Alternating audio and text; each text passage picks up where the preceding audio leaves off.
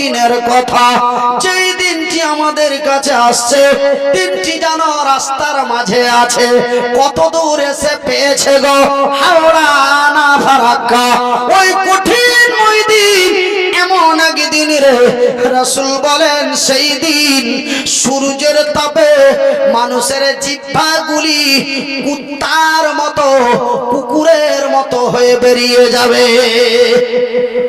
একটি হিপানো কুত্তা, একটি ক্লান্ত কুত্তা দৌড়াতে দৌড়াতে দৌড়াতে যখন তার ক্লান্ত এসে যায়, আর ওই কুত্তাটি ওই কুকুরটি যখন আর সহ্য করতে পারে না, এক গাছের তলায় দাঁড়িয়ে তার জিহ্বাটা বার করে দেয়।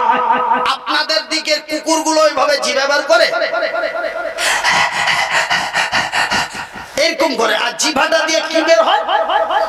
কি বের হয় জিহ্বা দিয়ে? লালা। ঠিক রাসূল সাহাবীদের ডেকে বলছেন, সাহাবীরা রে, ঠিক সেই দিন মানুষের অবস্থা এমনই।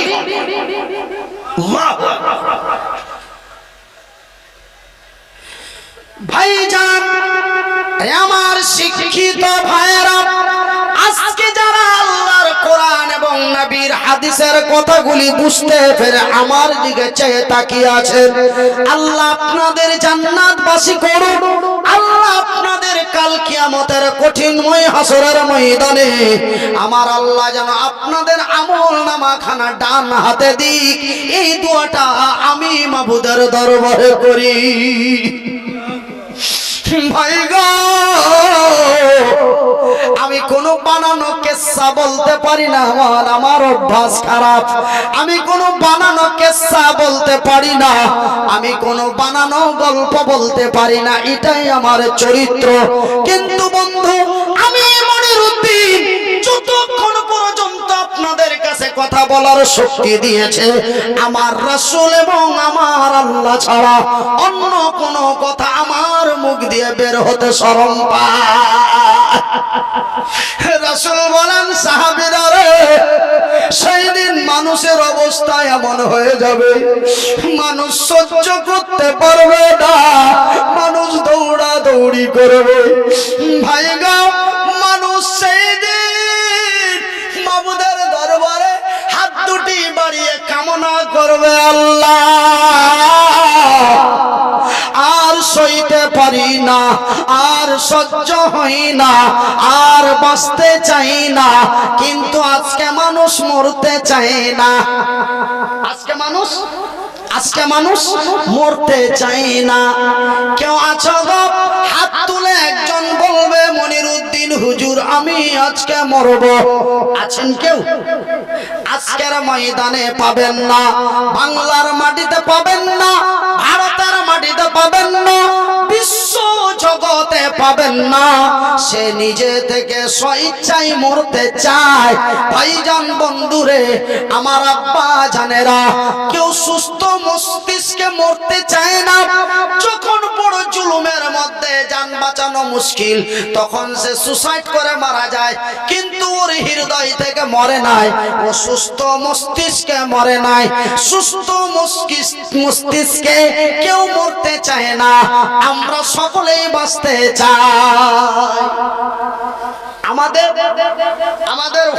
মালদার হরিশ্চন্দ্রপুরে আমার গ্রামের উত্তর পাড়ার সেলিমের দাদু, কার দাদু? সেলিমের দাদু। আপনারা শুনেছেন কোনদিন? আমি বলছি শুনে। আমাদের উত্তর পাড়ার সেলিমের দাদু 4 বছর থেকে বিছানায় পড়ে আছে। ক বছর থেকে? 4 বছর থেকে পড়ে আছে। তো আমি 15 দিন পর জলসা করে বাড়ি যাচ্ছি, তো আমার বিবি বলছে যে হুজুর আর জানো তো কি হয়েছে? বলছে সেলিমের দাদু মনে হয় আর থাকবে না, পজিশন খুবই খারাপ। তো আমি হাদিসে, রাসূলের হাদিসে পড়েছি যে অসুস্থ ব্যক্তিকে দেখতে যাওয়া এক বিশাল নেকির কাজ। কি গো ভাই, কথাটা কি বানানো বললাম? তো তবে যাক, আমি একটু একটু কষ্ট হলেও আমি বেচারাকে দেখে আসি, মরে না বাঁচে, চিন্তা মুখটা দেখতে পাবো কিনা একটু দেখে আসি। আমি সেলিমের দাদুরে দেখতে গেলাম, যাওয়া মাত্রই দেখি তার মেজো মেয়ে সিথানায় বসে আছে, বাবার সিথানায় বসে আছে। আমি গেলাম, বাড়ির লোককে বলে আমার একটু বসতে দিল। বসতে দেওয়ার পরে বলে, হুজুর আপনার মতো লোকের দোয়া কবুল হয়। আমার শ্বশুরের গ্রামের বড় মুফতি মাওলানা আব্দুর রহমান জালালি তিনি বলেছেন যে কি 3 প্রকার লোকের দোয়া আল্লাহর দরবারে গ্যারান্টি কবুল হয়। তার মধ্যে আমি হুজুরের মুখে সেদিন শুনলাম, জালালউদ্দিন হুজুরের মুখে, যে আপনি দুটো ভাগ পেয়ে আছেন। আপনি হলেন মাসলুম এবং মুসাফির, অসহায় মানুষ, একটু দোয়া করবেন বাবার জন্য। এই বলে আমা বললাম কথা বলতে আছি। তারপরে আমি বললাম, দেখি একটু চাদরটা উঠাও তো, তোমার আব্বার অবস্থাটা কি দেখি।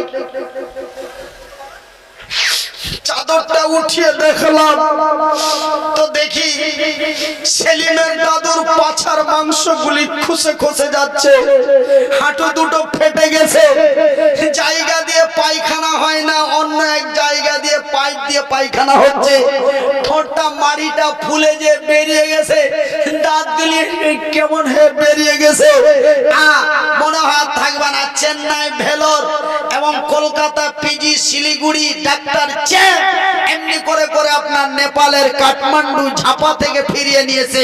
প্রত্যেকটি ডাক্তার তার রিটার্ন করে দিয়েছে, এর এলাজটা সম্ভব না। তোমরা যতদিন থাকে যাও, তার সেবা যত্ন করো, হঠাৎ তখন বেরিয়ে যাবে।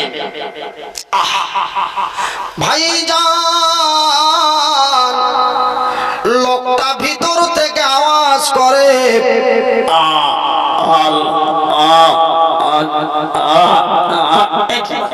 তো আমি একটু আমার কানটাকে একটু কাছাকাছি দিয়ে গেলাম, যে লোকটা এই অবস্থায় আল্লাহর জিকির করে না আল্লাহরে ডাক দেয় না ব্যথা যন্ত্রণায় কাঁদে, কি বলে দেখি। আমি কানটা একটু কাছাকাছি নিয়ে যাই, তো লোকটা কি বলে,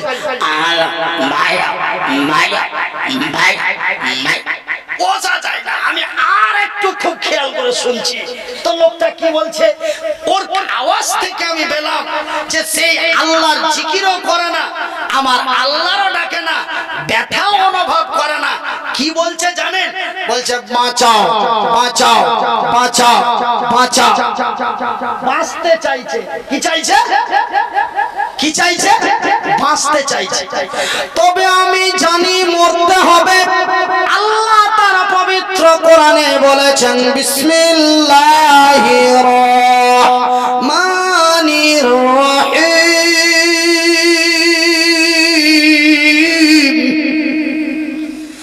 আল্লাযী খালাকাল মাউতা ওয়াল হায়াতা। আমি মানুষকে সৃষ্টি করেছি, আমি তার মরণ আগে দিয়েছি, হায়াত তারপরে দিয়েছি। অন্য এক জায়গায় আমার আল্লাহ তার পবিত্র কোরআনে বলেন, কুল্লু নাফসিন যায়িকাতুল মাউত। প্রত্যেকটি নফসের মৃত্যু আমি আল্লাহ করব।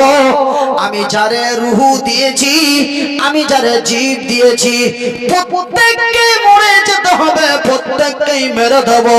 তবে আমি জানি মরতে হবে, আপনি জানেন মরতে হবে, জানা শোনা সত্ত্বেও আমি মরতে চাই না।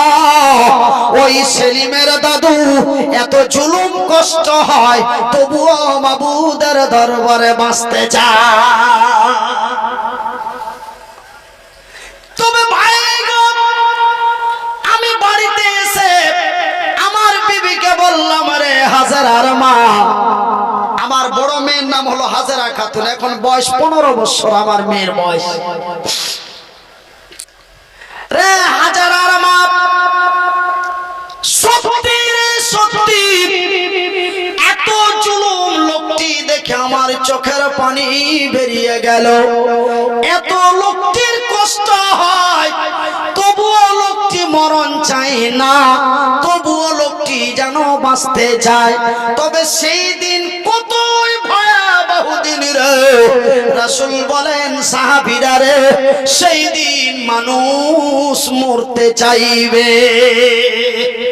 সেই দিন মানুষ কি চাইবে মরতে চাইবে আব্দা মানুষ বলবে আল্লাহ হাতে এইভাবে বার করে দিন আল্লাহ আর সহ্য হয় না আর সইতে পারি না মাবুদ রে মেরে দাও আল্লাহ রে মরণ দাও সেই দিন মানুষ মৃত্যু কামনা করবে মানুষ যখন বারবার পাগলের মতো একটা বাচ্চা যখন এক কচি যখন মায়ের কাছে যখন বেশি বেশি কিছু চায় তখন মা বলে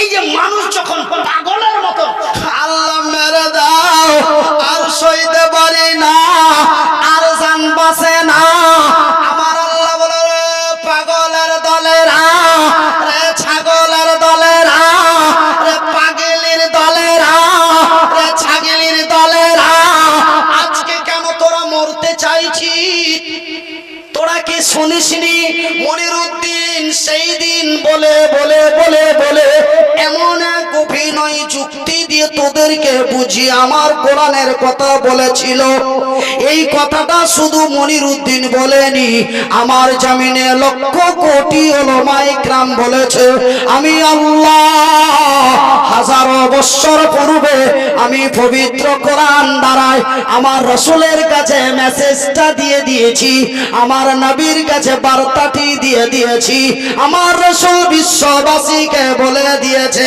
আজকে কেন তোরা পাগলের মতো মরতে চাইছিস তোরা কি জানিস না আমি মারব না তোরা কি জানিস না আমি মারব না আমি তো তোদের মারব না এই কথাটা হাজারো বছর পূর্বে বলে দিয়েছি আর এই মেসেজটি বার্তাটি বারবার করে আমার জমিনে রিপ্লাই হয়েছে সেই দিন মনিরউদ্দিন বলতে মাথা গরম করে চুলগুলি তার ভিজে গেছিল গেঞ্জিগুলি তার ভিজে গেছিল শরীর তার ব্যথা হয়ে গেছিল বুকে তার ব্যথা হচ্ছিল এত বারবার এত যুক্তি সম্পন্ন দিয়ে বুঝিয়ে সেই দিন মনিরের কথাটি নাকি বেঈমানি মনে করেছিলি সেই দিন মনিরউদ্দিনের কথা তোদের মিথ্যে মনে হয়েছিল নাকি কেন আজকে তোরা মরতে চাইছিস আমি যে আল্লাহ তোদের মারব না এই কথাটা কি তোরা ভুলে গেছিস কেন আমি আল্লাহ ওই বহুদিন আগে বার্তাটি দিয়েছি বার্তাটি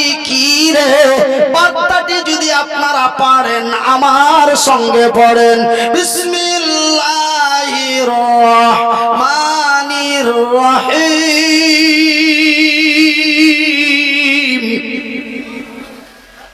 আপনারা পারলে আমার সঙ্গে পড়ুন আল্লাহর রহমত নেমে আসবে দেখবেন কালকে 11টার মধ্যে আপনাদের গ্রামে আল্লাহ কি বাজনা করেছে জোরে বলি সুবহানাল্লাহ আপনারা যতটুকু চেষ্টা করেন পড়েন আমার সঙ্গে আপনারা হয়তো আরবি ভাষা বুঝেন না কিন্তু অনেকেই বোঝেন আমি পড়ছি আপনারা চেষ্টা করুন আমার সঙ্গে পড়ার আমি পরে আবার বাংলা দিয়ে বুঝিয়ে দিছি আমার আল্লাহ বলেন বিসমিল্লাহির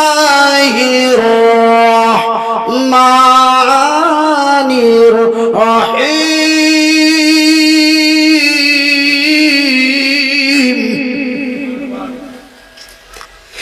কাইফা তাকফুরুনা বিল্লাহি ওয়া কুনতুম আমওয়াতান ফাআহইয়াকুম সুম্মা ইউমীতুকুম সুম্মা ইউহয়িকুম সুম্মা ইলাইহি তুরজাউন আমার আল্লাহ বলে রে পাগলের দলেরা আজকে কেন তোরা মরতে চাইছিস আমি আল্লাহ সেই দিনই তোদেরকে বলেছি তোরা মৃত্যু ছিলি আমি ওই আরবি থেকে এখন বাংলা বলছি তোরা মৃত্যু ছিলি আমি তোদের জীবিত করেছি জীবিতর পরে মৃত্যু করেছি মৃত্যুর পরে জীবিত করেছি আর তোমাদের মারব না তবে কবার মৃত্যু কবার জীবিত হলো ও ভাই কবার মরলো কবার জিন্দা হলো আপনারা শুনছেন না, শুধু আমার হাত পা দিয়ে খেয়াল করে আছেন। যারা হাত পা দেখতে এসেছিল ওরা জিলাপি খেতে চলে গেছে, হাত দেখা হয়েছে। কিন্তু যারা কোরআন শুনছেন, যারা রাসূলের সুন্নাত হাদিস শুনছেন, আল্লাহ আপনাদের নসিব খুলে দিক। জোরে বলি আমিন, আরো জোরে বলি আমিন। আমার ভাইয়েরা, আমার আল্লাহ তার নিজের ভাষা দিয়ে বলেন, তোমরা মৃত্যু ছিলে, আমি জীবিত করেছি। মৃত্যু থেকে জিন্দা করেছি, জিন্দা থেকে মৃত্যু করেছি, মৃত্যু থেকে জিন্দা করেছি। আর তোমাদের মারব না, আর তোমাদের মারব না। যতই মৃত্যু কামনা করো, মরণ তোরে আর দর্শন করবে না।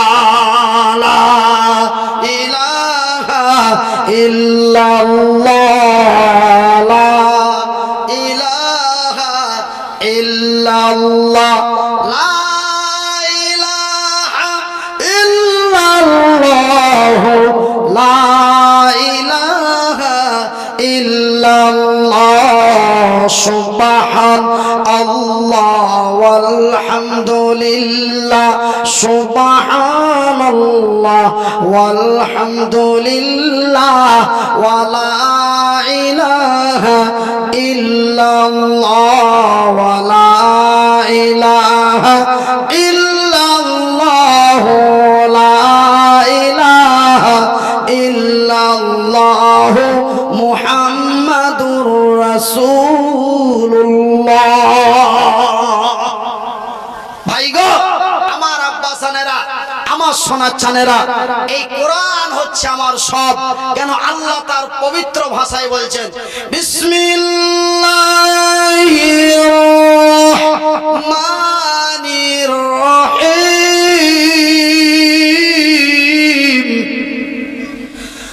আর রহমান,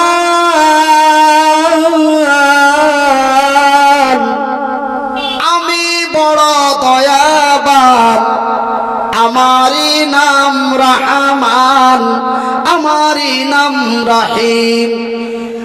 আল্লামাল কোরআন, আমি বিশ্বের মানুষকে দিয়েছি কোরআন। এই কোরআন এমন একটি কোরআন, এই কোরআনের বাংলা নাম হলো বিশ্বের মানবতার কল্যাণের মহান সমাধান। নারায়ে তাকবীর, নারায়ে তাকবীর। আল ইসলাম জিন্দাবাদ, আল ইসলাম জিন্দাবাদ। যারা আল ইসলামের পরে জিন্দাবাদ বলতে অসুবিধা মনে করেন, তার মানে আপনার হৃদয় বলছে ইসলাম মুর্দাবাদ। এই জন্য আপনার জিন্দাবাদ বলতে কষ্ট বা দুঃখ পায়। আওয়াজ দিয়ে বলি আল ইসলাম জিন্দাবাদ। বিশ্ববাসীকে দেখে দাও আল ইসলাম জিন্দাবাদ। যেই তালাক ভারতে বন্ধ করেছিল, সেই তালাক আবার ক্লিয়ার করে বাতিল করে দিয়েছে। একবার জোরে বলি নারায়ে তাকবীর। খবর রেখেছে, আমার রাসূলের বিধান মতে স্বামী তার স্ত্রীকে তালাক দিতে পারে, কিন্তু সেটা ভারতীয় সুপ্রিম কোর্টে তা নিষেধাজ্ঞা জারি করেছিল। কিন্তু 15 কয়েক মাস আগে সেটাকে আবার বাতিল বলে ঘোষণা করেছে। জোরে বলি আলহামদুলিল্লাহ। ইসলামের বিধি বিধান নিয়ে যারা শত্রুতা করবে, ইসলাম আল্লাহর জমিনে তথা ভারতের মাটিতে ততই মাথা চাড়া দিবে।